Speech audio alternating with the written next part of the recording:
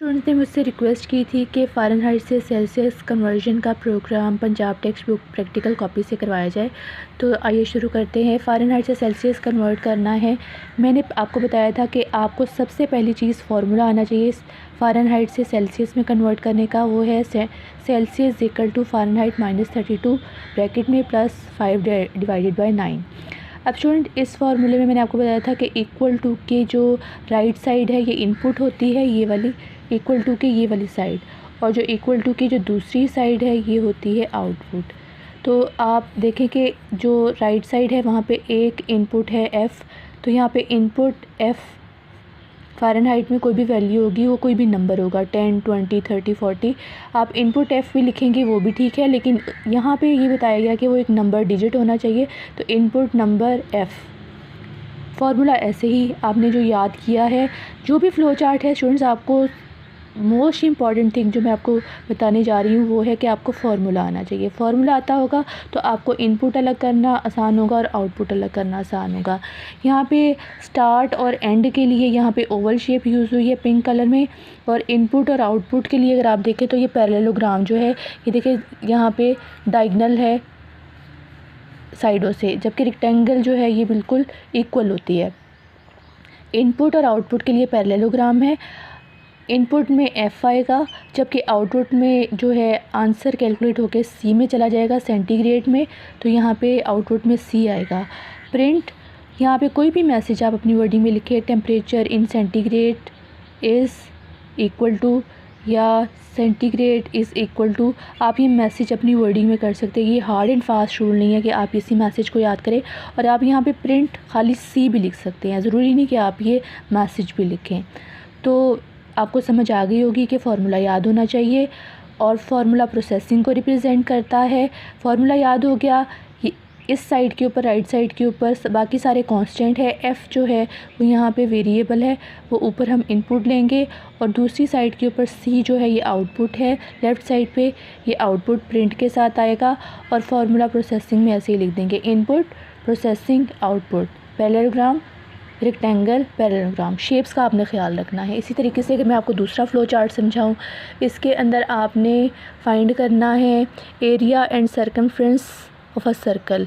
सबसे पहली चीज़ हमें फार्मूला आना चाहिए एरिया ऑफ सर्कल का। Area is equal to pi की वैल्यू होती है 22 divided by 7 multiply R multiply R. Multiply के लिए यहाँ पे स्टेरिक यूज़ होता है, और सर्कमफ्रेंस के लिए उसने वेरिएबल यूज़ किया है सी एफ़। आप पूरा सर्कमफ्रेंस भी लिख सकते हैं, खाली सी भी लिख सकते हैं, जो भी आप यूज़ करेंगे आपने यहाँ पे वही आउटपुट में वेरिएबल लिखना है। C F equal to 2 plus pi, pi की वैल्यू होती है 22 डिवाइड बाई 7 ब्रैकेट में मल्टीप्लाई बाय रेडियस आर, यानी एरिया जो है पाई आर स्क्वायर, और सर्कमफ्रेंस 2 पाई आर। पाई की जगह आपने उसकी वैल्यू लिखा देनी है पाई आर स्क्वायर और 2 पाई आर, और बीच में आपने मल्टीप्लाई का साइन डाल देना है। अब आते हैं इनपुट की तरफ। दोनों फार्मूलाज में देखें आप, इक्वल टू के जो ये साइड है यहाँ पे रेडियस जो है, इधर भी इनपुट है, ये भी इनपुट है। इनपुट तो इनपुट में सिर्फ एक वैल्यू हमें चाहिए होगी आर, वो हमने ऊपर लिखा कि एक रेडियस आपने इनपुट करना है। जो भी आप वैल्यू सपोज आप 2 इनपुट करते हैं तो 2 से मल्टीप्लाई होगा, और फिर 22 से मल्टीप्लाई होकर डिवाइडेड बाय 7 आंसर आ जाएगा। सेम यही 2 जो आपने इधर इनपुट किया है ये 22 से मल्टीप्लाई होगा डिवाइडेड बाय 7 और मल्टीप्लाई बाय 2, सारा कैलकुलेट होकर आंसर सी एफ़ में आंसर आ जाएगा। इनपुट आपने रेडियस करना है इस फार्मूले की, जो राइट साइड के ऊपर आर है, बाकी कांस्टेंट है, और ये भी कांस्टेंट है 2। एरिया और सी एफ़, यहाँ पे 2 आंसर हैं आउटपुट में। मैंने बताया था इक्वल टू की जो लेफ़्ट साइड होती है ये आउटपुट के वेरिएबल होते हैं। एरिया और सी एफ़ जो है वो यहाँ पे आउटपुट वेरिएबल है, तो आप एरिया और सी एफ़ आउटपुट में लिखेंगे, और क्योंकि ये एरिया है तो इसके साथ आपने डबल कोट के अंदर मैसेज एरिया इज़ या खाली एरिया लिख दें। और यहाँ पे सर्कमफ्रेंस है, सर्कमफ्रेंस इज़ इक्वल टू, ज़रूरी नहीं है कि आप इतना लंबा मैसेज लिखें, आप सिर्फ सर्कमफ्रेंस लिख के डबल कोट्स में कॉमा और आगे सी एफ़ लिख दें।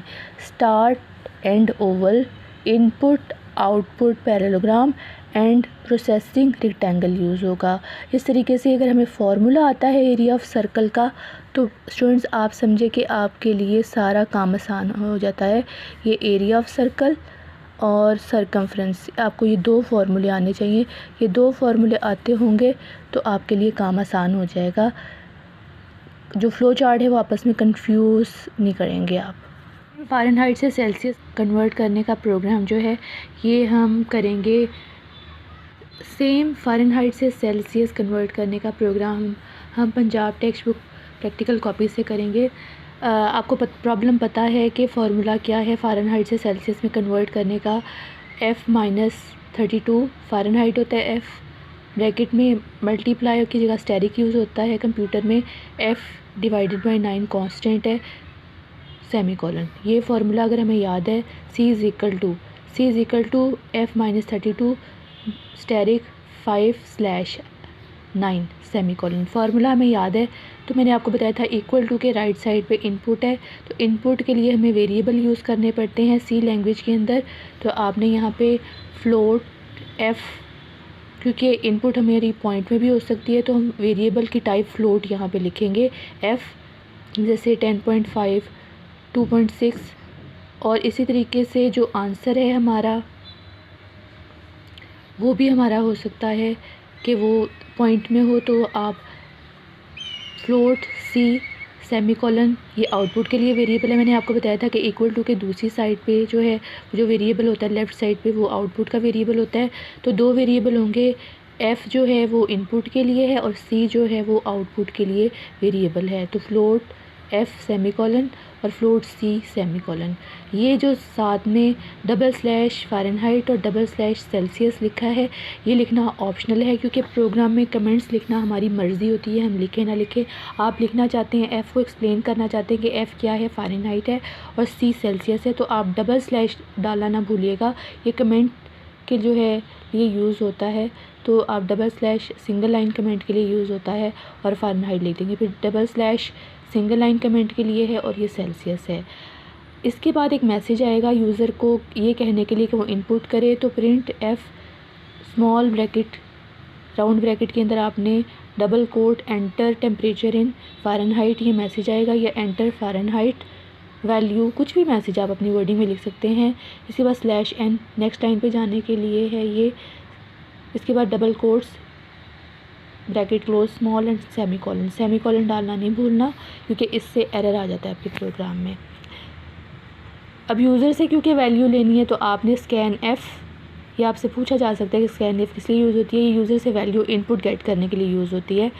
उसके बाद आपने आउटपुट का जो फॉर्मेट स्पेसिफायर पॉइंट में आंसर है तो आपने डबल कोट्स में पॉइंट F लिखना है, फॉर्मेट स्पेसिफायर %F कॉमा %, ये %, स्कैन F के साथ ज़रूर यूज़ होता है, आपने याद रखना है। और F क्या है, ये इनपुट का वेरिएबल है, मैंने आपको बताया था। फ़ारेनहाइट यहाँ पे फॉर्मूले में इनपुट है।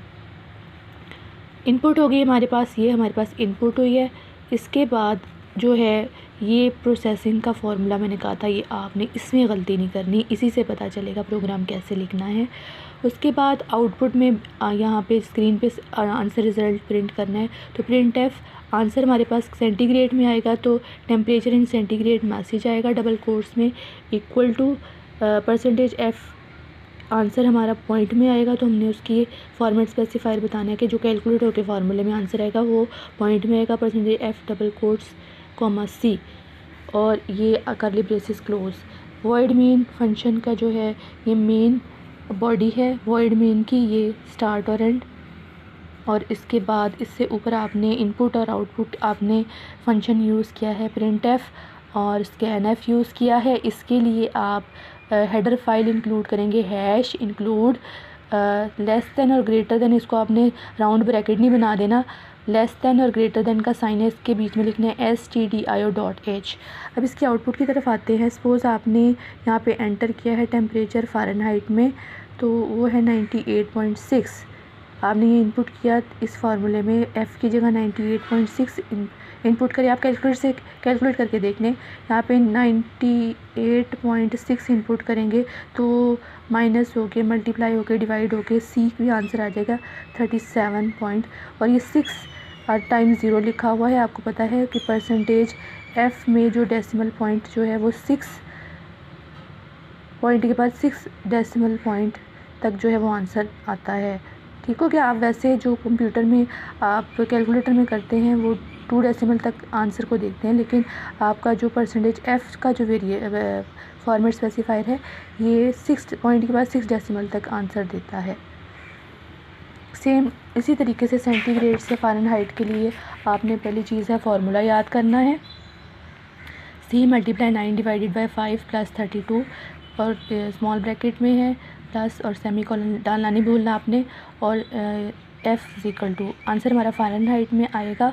अब आपको पता है कि C जो है वो इनपुट का वेरिएबल है, तो वेरिएबल डिफ़ाइन करेंगे फ्लोट टाइप C, सेमीकोलन साथ में बताएंगे सेल्सियस है और इनपुट ये वाली साइड है, तो यहाँ पे ये इनपुट होगी, आउटपुट में वेरिएबल फ़ारेनहाइट है। आप फ्लोट F सेमीकोलन और डबल स्लैश ये कमेंट के लिए है, आप बताएंगे कि ये फ़ारेनहाइट है। मैंने आपको बताया डबल स्लैश के बाद जो भी लिखा हुआ लिखना ज़रूरी नहीं है, आप सिर्फ यहाँ पे फ्लोट F और फ्लोट C सेमीकोलन जो है वो लिख सकते हैं, ये लिखना ज़रूरी नहीं है।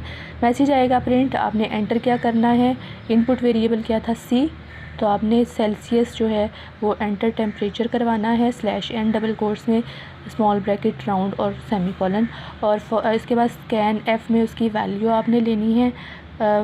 फॉर्मेट स्पेसिफायर परसेंटेज F है डबल कोट्स में, कॉमा, क्योंकि पॉइंट में वैल्यू इनपुट आप इसमें ले सकते हैं, कॉमा %, ये % का साइन है, ये %C एड्रेस इसका क्या है %C, इसमें वैल्यू जाएगी और ये वैल्यू जब इधर आएगी, सपोज़ आपने यहाँ पे वैल्यू ली है, वैल्यू है 36.8, तो 36.8 इधर आएगा C में और 36.8 इधर आएगा। कैलकुलेट हो गया आंसर, कंप्यूटर आपको रिटर्न करेगा 98.239998, 6 डेसिमल पॉइंट तक आंसर रिटर्न करता है आपका फ्लोट वेरिएबल। ये इसका जो है ओवरऑल इसका प्रोग्राम है। इसको फ़्लो चार्ट में कन्वर्ट करना आपको मुश्किल नहीं होगा, क्योंकि मैंने आपको फ़ारेनहाइट से सेल्सियस का फ़्लो चार्ट समझा दिया है।